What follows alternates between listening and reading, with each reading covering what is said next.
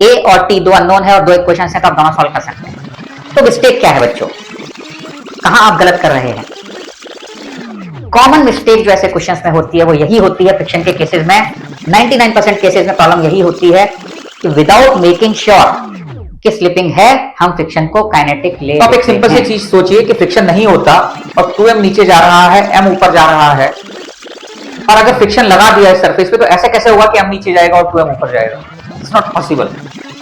At the max friction क्या करेगा कि 2m नीचे जा रहा था, m ऊपर जा रहा था और रफ सरफेस कर दिया तो रोक देगा मोशन। फ्रिक्शन रिलेटिव मोशन की टेंडेंसी का अपोज करता है, खुद रिलेटिव मोशन थोड़ा प्रोवाइड कर देता है। Hello dear students, last lecture में मैंने आप लोगों को फ्रिक्शन के कुछ फंडामेंटल्स जो है वो डिस्कस किए थे।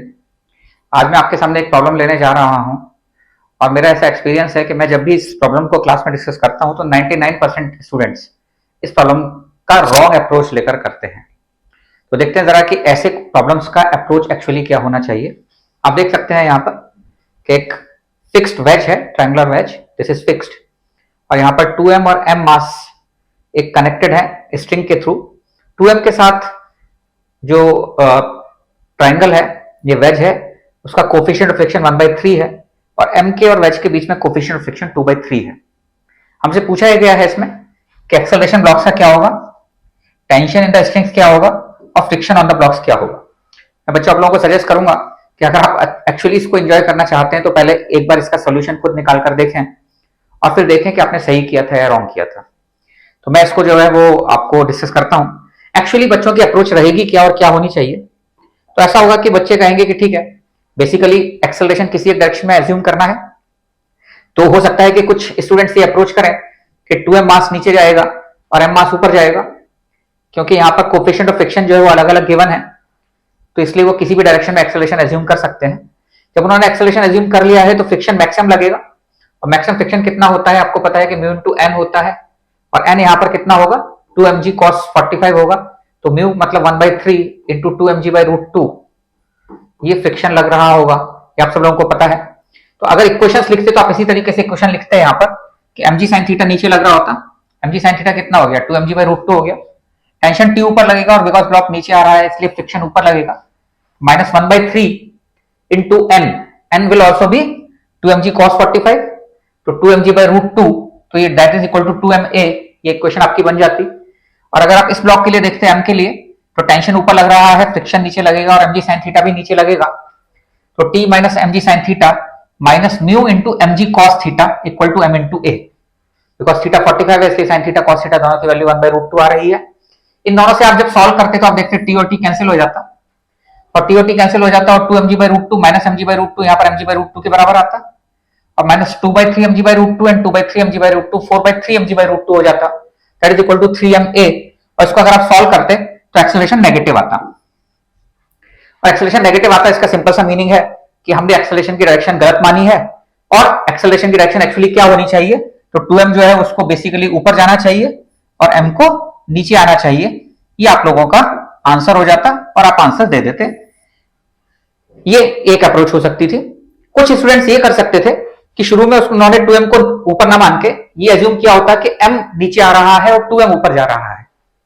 अगर उन्होंने ऐसा एज्यूम किया होता कि m नीचे आ रहा है और 2m ऊपर जा रहा है, तो उनकी इक्वेशन mg sin थीटा होती minus t minus 2/3 into mg by cos theta equal to m into a।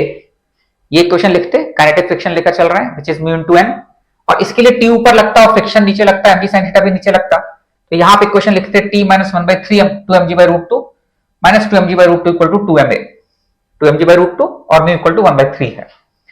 यहां से जो स्टूडेंट सॉल्व करते उनका एक्सेलरेशन भी नेगेटिव आता। तो एक्चुअली जो स्टूडेंट्स ने इधर एक्सेलरेशन लेके सॉल्व किया होता वो कहते कि एक्सेलरेशन नेगेटिव आ रहा है, इसका मतलब इधर एक्सेलरेशन होगा, और जिन्होंने इधर एक्सेलरेशन लेकर सॉल्व किया है वो कहते कि एक्सेलरेशन इधर होगा, और दोनों अपनी अपनी जगह खुश रहते।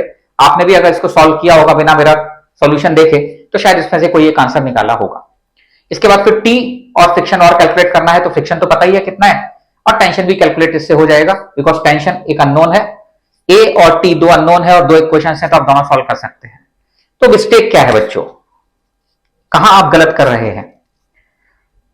कॉमन मिस्टेक जो ऐसे क्वेश्चंस में होती है वो यही होती है फ्रिक्शन के केसेस में, 99% केसेस में प्रॉब्लम यही होती है कि विदाउट मेकिंग श्योर कि स्लिपिंग है, हम फ्रिक्शन को काइनेटिक ले लेते हैं। जहां बच्चे ऐसा करते हैं कि स्लिपिंग है या नहीं ये चेक किए बिना फ्रिक्शन को मैक्सिमम ले लेते हैं, काइनेटिक ले लेते हैं, मिस्टेक के चांसेस भी वहीं रहते हैं। और जो क्वेश्चन बनाने वाले हैं जेई में या नीट में, उनको पता भी होता है कि बच्चे यही मिस्टेक करते हैं, इसलिए इसी कॉन्सेप्ट को लेकर वो प्रॉब्लम बनाते भी हैं। एक्चुअली अप्रोच क्या होनी चाहिए? अप्रोच सिंपल ये होनी चाहिए बच्चों कि आप ये देखें कि फ्रिक्शनलेस सरफेस अगर होता, अगर F इक्वल टू 0 होता, तो F इक्वल टू 0 होने में क्या होता? अगर F इक्वल टू 0 है और अगर ये 45 डिग्री है, तो आपको क्लियर समझ में आता है कि एक ही पॉसिबिलिटी है कि 2m नीचे आएगा और m ऊपर जाएगा। तो आप एक सिंपल सी चीज सोचिए कि फ्रिक्शन नहीं होता और 2m नीचे जा रहा है, m ऊपर जा रहा है, और अगर फ्रिक्शन लगा दिया है सरफेस पे, तो ऐसा कैसे होगा कि m नीचे जाएगा और 2m ऊपर जाएगा? It's not possible. At the max friction क्या करेगा कि 2m नीचे जा रहा था, m ऊपर जा रहा था, और रफ सरफेस कर दिया तो रोक देगा मोशन को। फ्रिक्शन रिलेटिव मोशन की टेंडेंसी का अपोज करता है, खुद रिलेटिव मोशन थोड़ा प्रोवाइड कर देता है। फ्रिक्शनलेस सरफेस के केस में 2m नीचे जा रहा है, m ऊपर जा रहा है, फ्रिक्शन इस टेंडेंसी को रोकने की कोशिश कर सकता है। अगर रोक पाया तो, नहीं रोक पाएगा तो इसी डायरेक्शन में एक्सेलरेशन होगा। तो आपको केवल एक ही चीज करनी होती है ऐसे केसेस में, आपको उस डायरेक्शन में एक्सेलरेशन लेना होता है जिस डायरेक्शन में फ्रिक्शनलेस सरफेस के केस में मोशन होता। तो remember this thing, first step क्या होना चाहिए? You assume that surface is frictionless, find tendency of motion, उसकी अपोजिट डायरेक्शन में काइनेटिक फ्रिक्शन ले लें, क्योंकि आपने मान लिया है कि एक्सेलरेशन है। उसकी अपोजिट डायरेक्शन में काइनेटिक फ्रिक्शन लेकर आप इक्वेशन लिखें, and if acceleration comes out to be negative, that means acceleration is 0, blocks are not moving and friction is not kinetic, friction is static. तो इस क्वेश्चन का सीधे सीधे आंसर होगा कि एक्सेलरेशन इक्वल टू 0 होगा, क्योंकि आपने 2m को नीचे और m को ऊपर मानकर किया और नेगेटिव आ गया। अब बात आती है कि टेंशन और फ्रिक्शन कैसे निकलेगा। तो बच्चों आपको पता है टेंशन और स्टैटिक फ्रिक्शन, इस केस में काइनेटिक नहीं लगेगा, स्टैटिक लगेगा। टेंशन और स्टैटिक फ्रिक्शन दोनों ही सेल्फ एडजस्टिंग फोर्स हैं। तो अगर दोनों ही सेल्फ एडजस्टिंग फोर्स हैं, तो ऐसे केस में अगर आप यहां पर इसको 0 पुट करते हैं एक्सेलरेशन को, और ना आपको टेंशन पता है ना आपको फ्रिक्शन पता है, तो ऐसे केस में आप वैल्यू कैलकुलेट नहीं कर सकते। कुछ बुक्स में कैलकुलेट कर भी दिया जाता है फ्रिक्शन को मैक्सिमम मानकर, गलत सॉल्यूशन है। टेंशन और फ्रिक्शन अगर दोनों ही सेल्फ एडजस्टिंग फोर्स हैं और दोनों का सम मिलाकर mg sin थीटा को बैलेंस करना है, तो कुछ भी वैल्यू हो सकती है। तो इसका एक्चुअल आंसर ये होगा कि एक्सेलरेशन जो है वो 0 होगा। Tension and friction can not be calculated separately. इनका सम आप बता सकते हैं, लेकिन अलग अलग क्या वैल्यूज होंगी आप कैलकुलेट नहीं कर सकते। आई होप आपको अब हमेशा क्या करना है समझ में आ गया होगा। फ्रिक्शन की प्रॉब्लम्स में सबसे पहले एज्यूम करोगे सरफेस फ्रिक्शनलेस है।